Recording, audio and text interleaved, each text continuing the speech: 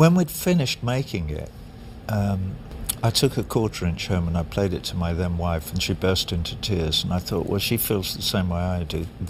We finally... For nearly 4 decades, Pink Floyd fans have witnessed one of rock music's most bitter feuds.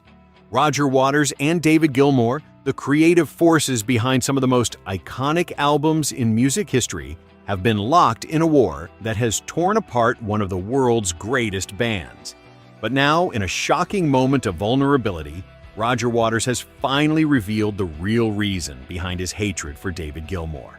What he's admitted goes far deeper than creative differences or money disputes.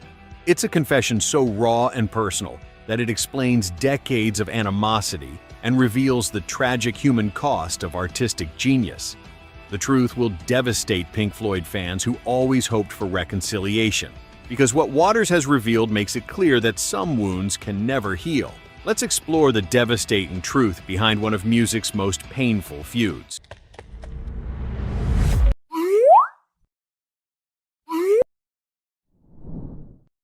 The foundation of creative warfare. To understand Roger Waters' shocking confession, we need to examine how their collaboration transformed into a battle for creative control. By the mid-1970s, Waters had effectively taken over Pink Floyd's artistic direction. While The Dark Side of the Moon had been truly collaborative, Waters increasingly dominated songwriting and conceptual development. The situation reached a breaking point during The Wall in 1979. Waters conceived the album as his personal statement, drawing from his own experiences. This meant Gilmour's contributions were increasingly seen as secondary, despite his guitar work being essential to the band's sound. The album's success only reinforced Waters' belief that he was the true creative genius behind Pink Floyd. The most devastating blow came with The Final Cut in 1983, which many consider a Waters solo album. Gilmour later revealed his frustration, stating, "I didn't even want to be on it. It's not a Pink Floyd album. It's Roger's album."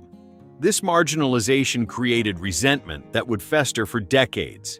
Waters' dominance wasn't accidental. It was a deliberate power grab that left Gilmour feeling creatively stifled. The delicate balance that had sustained Genesis through their most successful period was crumbling under Waters' need for complete control. This dynamic set the stage for the explosive hatred that Waters would later confess to harboring. The jealousy confession that shocked the world. In a surprising 2023 interview, Roger Waters made a confession that sent shockwaves through the Pink Floyd community. For the first time, he admitted that his hatred for David Gilmour stemmed from jealousy and insecurity rather than creative differences. Waters revealed, "I think I hated David at the time because he was everything I wasn't: charismatic, effortless, and likable. Maybe I was just jealous that his guitar could speak emotions when my words always fell short." This moment of vulnerability was unprecedented for Waters, who had spent decades portraying himself as the intellectual superior. The confession exposed the psychological warfare within Pink Floyd. While Waters saw himself as the band's brain, he secretly resented that Gilmour was seen as the heart. Waters admitted, "I hated him because somehow people saw him as the heart and I was the brain. But we both needed each other, and maybe that's the tragedy." This revelation recontextualized every public dispute. What fans interpreted as artistic disagreements were actually manifestations of Waters' insecurity about his own likability. While Waters could craft complex narratives, Gilmour possessed the natural magnetism that made him beloved by fans and musicians alike. The jealousy extended to their roles in the band's success. Waters believed his conceptual vision drove Pink Floyd's achievements, but couldn't ignore that Gilmour's guitar work was equally essential. This created a painful contradiction. Waters needed Gilmour to realize his vision, but resented him for being indispensable. Legal warfare and public humiliation. Waters' jealousy manifested in legal battles and public attacks that devastated both men. After leaving in 1985, his attempts to prevent Gilmour and Nick Mason from continuing, as Pink Floyd revealed the depth of his hatred. Waters' legal challenge wasn't just about the band's name. It was about destroying Gilmour's ability to continue without him. As Waters told Rolling Stone, "They ripped off something that wasn't just mine, but it wasn't entirely theirs either. Pink Floyd was over when I left." This revealed his belief that Pink Floyd couldn't exist without his leadership. The battle became increasingly personal. Waters felt Gilmour's continuation was illegitimate and a personal insult. He couldn't accept that the band could be successful without him, especially when their post-Waters albums achieved critical and commercial success. Public attacks became bitter and personal. Waters criticized Gilmour's playing as beautiful but emotionless, while Gilmour responded, "With Roger, it was his way or the highway." The 2005 Live 8 reunion hoped to heal their relationship, instead highlighted their animosity. Waters admitted, "Playing together again was lovely for the fans, but it was very uncomfortable." The family feud and personal attacks. The hatred reached toxic levels when family members became involved. In 2020, Waters accused Gilmour of banning him from Pink Floyd's website, claiming, "David thinks he owns it all." This revealed ongoing resentment about being excluded from the band's activities. The situation exploded in February 2023 when Gilmour's wife, Polly Sampson, launched a devastating Twitter attack, calling Waters anti-Semitic, misogynistic, and a Putin apologist.